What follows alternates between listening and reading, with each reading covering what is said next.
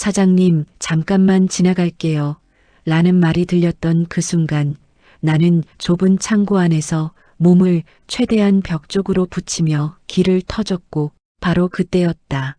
내 등 뒤를 스치며 지나간 단단한 체온과 묘하게 밀착되는 감각이 마치 시간이 멈춘 것처럼 가우 붙잡았고 57살 해를 살아오면서 단 한 번도 느껴보지 못했던 낯설고 위험한 감정이 심장 깊은 곳에서부터 터져나오기 시작했어요. 그날 이후 내 인생은 완전히 달라지기 시작했습니다. 지금부터 시작할 건데 영상이 재미있으면 구독, 좋아요, 알람까지 부탁드려요. 내 이름은 김혜선, 올해 57, 이 동네에서 작은 마트를 운영하며 하루하루를 버텨내듯 살아가는 평범한 여자였고 사실 평범하다는 말조차 사치일 만큼 내 삶은 오랫동안 숨막히는 반복의 연속이었어요. 아침이면 남편은 소파에 누워 텔레비전 소리를 크게 틀어놓고 있었고 나는 그 옆을 지나며 인사를 건네도 돌아오는 건 짜증 섞인 한숨뿐이었으며 하루 종일 마트에서 서서 일하고 돌아와도 그는 내가 어떤 하루를 보냈는지 단 한 번도 물어본 적이 없었어요. 그러던 어느 날 모든 것이 무너지는 순간이 찾아왔습니다. 술에 취해 비틀거리던 남편이 아무렇지 않게 내 앞에 앉아 털어놓은 한마디, 돈 다 날렸다. 그 짧은 말 한마디가 내 인생을 산산조각 냈고 내가 평생을 악착같이 모아온 돈이 단숨에 사라졌다는 사실보다 더 괴로웠던 건 그 모든 선택이 나와 상의도 없이 이루어졌다는 것이었다. 그날 밤 나는 결심했습니다.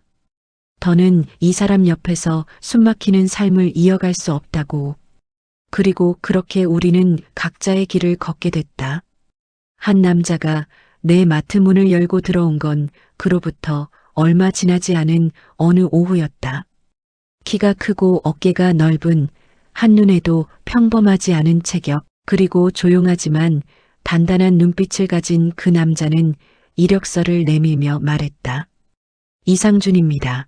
알바 지원하러 왔습니다. 그의 목소리는 낮고 안정적이었고 이상하게도 그 한마디가 내 마음 어딘가를 건드렸으며 나는 애써 아무렇지 않은 척하며 그를 안치고 면접을 이어갔지만 시선은 자꾸만 그의 팔과 어깨 그리고 움직일 때마다 드러나는 단단한 선으로 향하고 있었습니다. 나는 스스로에게 몇 번이나 말했어요. 정신 차려, 김혜선. 하지만 이미 늦었다는 걸 그때는 몰랐어요. 그는 일을 잘했습니다. 처음부터 끝까지 설명할 필요도 없이 빠르게 익혔고 손님들에게도 자연스럽게 웃으며 응대했고 무엇보다 나를 편하게 해주는 사람이었다. 사장님, 무거운 건 제가 할게요. 그 말 한마디가 왜 그렇게 크게 들렸는지 나는 그 이유를 설명할 수 없었고 그리고 그날 그 일이 일어났습니다. 창고에서의 그 순간, 좁은 공간, 가까운 거리, 그리고 피할 수 없는 접촉. 그는 아무렇지 않게 지나갔지만 나는 그 자리에 멈춰 서 있었고 심장이 너무 크게 뛰어서 숨을 제대로 쉴 수 없었고 머릿속은 텅 비어버린 것처럼 아무 생각도 들지 않았으며 오직 하나 방금 느꼈던 그 강렬한 감각만이 계속해서 나를 붙잡고 있었으니까요. 그날 밤 나는 한숨도 자지 못했어요.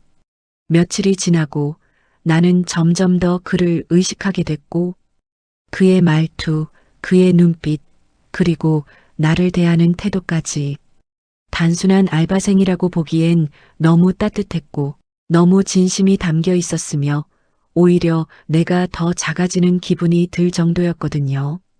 어느 늦은 밤 취객이 들어왔어요. 말이 거칠어지고 손이 선을 넘으려던 순간 문이 열리며 그가 들어왔어요. 지금 뭐 하시는 겁니까? 낮고 단호한 목소리. 그 한마디에 상황이 멈췄고 취객은 결국 아무 말도 못하고 나가버렸다. 그 순간 나는 느꼈고 나 지금 지켜지고 있구나. 그날 이후 나는 더 이상 감정을 숨길 수 없게 됐어요. 그래서 용기를 냈었다. 오늘 저녁 같이 드실래요? 조용한 식당, 마주 앉은 우리 둘. 술잔이 몇 번 오가고 나서야 그는 자신의 이야기를 꺼냈어요. 사람들과 가까워지기 어려웠던 이유, 누군가에게 부담이 되는 존재라는 생각, 그래서 스스로 거리를 두며 살아왔다는 이야기. 나는 그 말을 들으며 알 수 있었습니다. 이 사람 겉으로 보이는 것보다 훨씬 더 외로운 사람이구나. 그리고 나는 말했어요. 괜찮아요. 그 짧은 말 한마디에 담긴 의미를 그는 알았을까? 마트로 돌아온 밤 나는 마트, 문을 잠그고 둘만 남은 공간. 말은 필요 없었습니다. 서로를 바라보는 눈빛만으로 충분했고 먼저 손을 내민 건 나였으며 그 손을 잡는 순간 모든 것이 결정되어 버렸습니다. 천천히 가까워지는 거리. 저는 상준 씨의 손을 잡고 창고로 이끌고 들어갔습니다. 좁은 공간에 둘만 있었고 잠시 정적이 흘렀고 서로의 숨소리만 들렸습니다. 상준 씨. 저는 천천히 상준 씨에게 다가갔어요.